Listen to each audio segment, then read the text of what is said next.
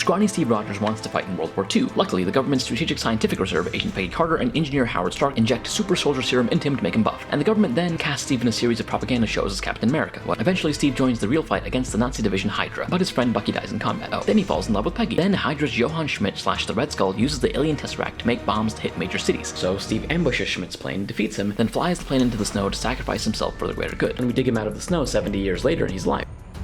Fury learns S.H.I.E.L.D. has been compromised, but is immediately killed by the Winter Soldier. Gasp. Then S.H.I.E.L.D. labels Steve a fugitive, and he and Natasha discover, to their horror, that Hydra has secretly infiltrated S.H.I.E.L.D., and their leader, Alexander Pierce, plans to kill hundreds via Project Insight. Gasp. So Natasha and Steve team with Sam Wilson, the Falcon, to fight the Winter Soldier. But this time Steve recognizes the attacker as his old friend Bucky Barnes. Oh, we learn that Hydra revived and brainwashed him. Then, surprise, Agent Maria Hill reveals that Fury is actually alive. With his help, Natasha kills Pierce, while Steve, Maria, and Sam destroy Project Insight.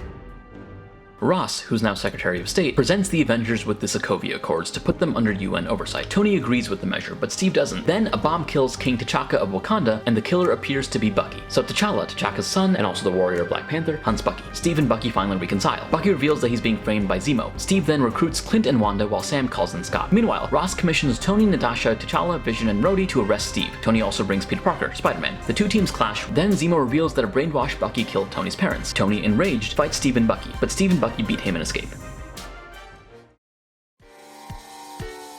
So I am still legitimately impressed how they took Captain America, a character who essentially is wearing an American flag, and made him not laughable, but intimidating, cool, and someone to actually look up to. Like, he even has an A stamped on his forehead, and somehow we took him seriously in these movies. That is a huge testament to the quality of the writing, the directing, and the acting. While people love Civil War, some Captain America fans are upset that it is essentially an Avengers movie, and sort of hijacked Captain America's chance for a 3-movie arc. I mean, it still does largely focus on him. He has the most screen time out of all the main characters, but just barely because Tony Stark is pretty much up there.